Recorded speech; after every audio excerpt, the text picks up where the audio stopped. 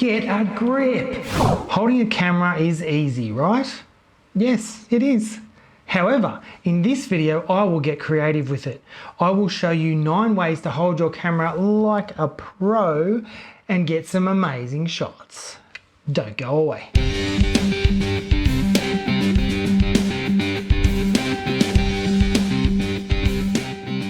Hi, I'm Barry from Photographer's Freedom.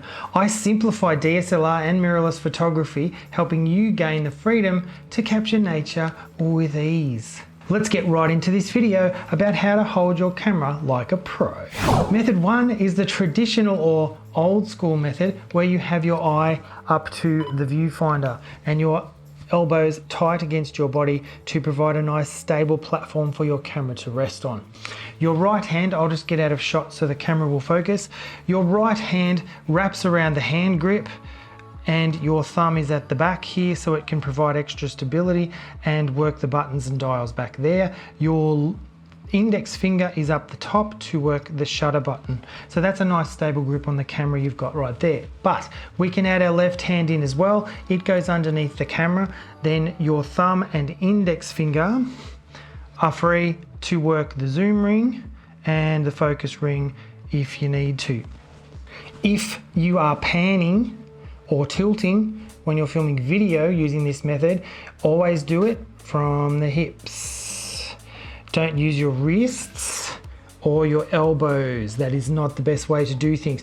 Your hips are a much more stable pivot point to do that from and you'll get a better result.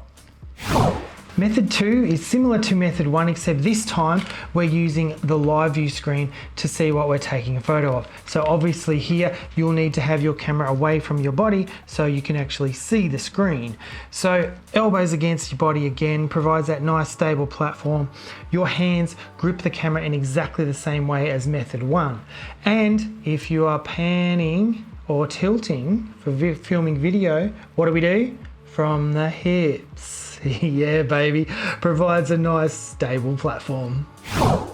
Method 3 is like method 2, only this time we're holding the camera a little bit lower for a slightly different perspective. I'll just stand back a bit so you can see what my elbows are doing. So as you can see, arms at about 90 degrees there, and you've got your elbows in against your body tight, providing a nice stable platform for your camera.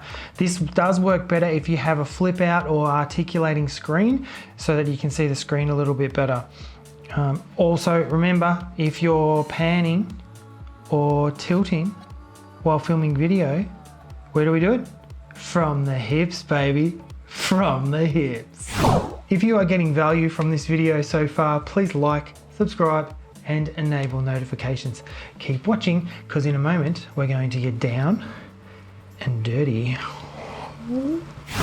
Method 4 is similar to method 2. This time though, we're going to use the strap that came with your camera around the back of our neck to provide an extra point of stability. So you put the camera strap around your neck, pull it gently away from your body so it goes tight at the back of your neck. So that holds the camera tight this way.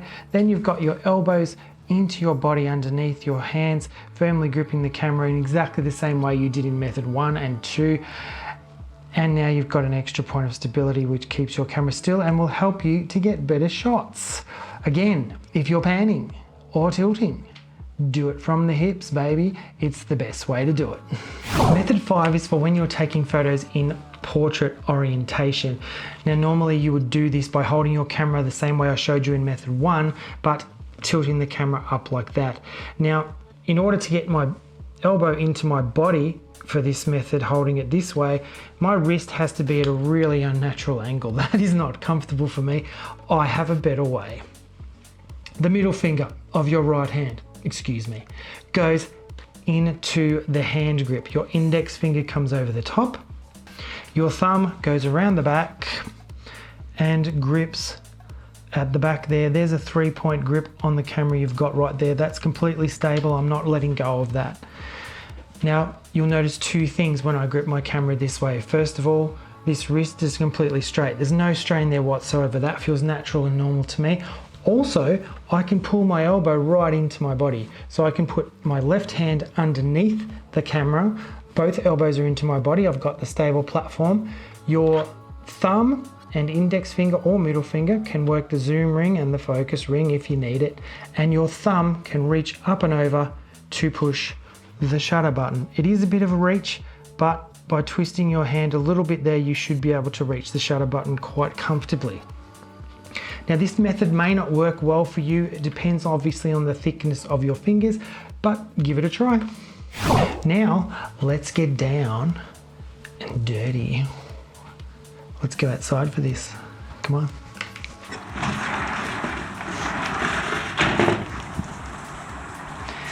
Lower perspectives produce some great shots. So if you can get down on the ground and get back up again, try these methods for holding your camera. Method 6, lying face down on the ground. You're holding the camera the same way as you did in method 1, only this time your elbows rest on the ground, providing that stable platform for your camera. Your eye can be up to the viewfinder, or you can use the live view screen. Also, you can use the 3-point grip I showed you in method 5 to flip your camera vertical and get some really nice vertical shots from this perspective. Method 7, for an even lower perspective, lay your forearms on the ground. This gets your camera an inch or maybe a couple of inches off the ground for some really cool results. The fingers of your left hand rest on the ground, your camera sits on top of those. You can work the zoom and focus rings with your thumb and index finger, and you can also do this for portrait style images. Just flip your camera up, work the shutter button with your thumb. Looks great. Method 8, if you don't want to lie on the ground, just sit. Now I used to do this with my feet flat on the ground, knees bent, and I would put my elbows inside my thighs for extra stability. The problem there is this forces your leg muscles to push back against your arms, and you can get a little bit sore after a while. The same applies when you hug your arms inside, hug your legs inside your arms, because this forces your legs to push back against your forearms. Then you can get tired too. So the solution I found is to put one leg down on the ground. I'll just change angles here so you can see this a bit better. So one leg's on the ground, the other leg is bent. Your camera strap, if you're using one, goes over your thigh, and you hug your leg with your forearms and wrists for stability. Then as an extra point of stability, your camera can rest on your shin if you want it to, and then you can just move the camera up or down your shin to get different perspectives. Now this works best, obviously you have to use the live view screen for this, and it'd work best if you had an articulating screen so you can flip it up and away from your leg a little bit, but I can still see the screen from here, and you can get some cool shots down here. Method 9, we're still sitting, only this time we're going to put the camera on our feet. So spread your legs and put your feet together like this.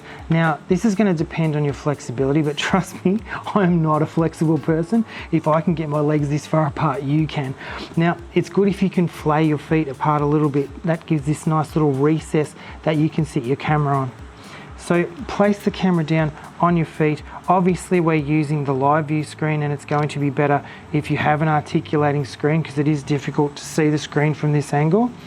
So your camera rests nicely in there and is absolutely stable, and you get a really nice low perspective. I'll just take a shot to show you what I'm looking at.